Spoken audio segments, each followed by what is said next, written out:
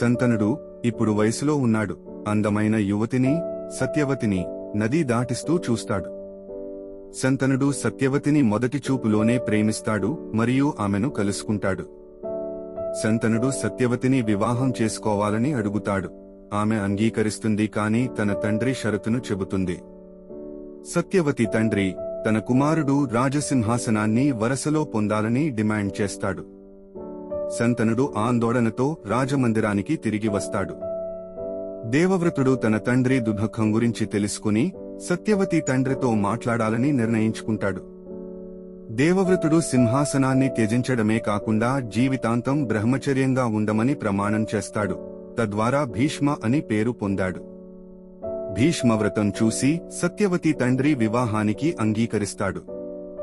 శంతనుడు మరియు సత్యవతి వివాహం చేసుకుంటారు. రాజ్యం సంతోషంతో కదులుతుంది.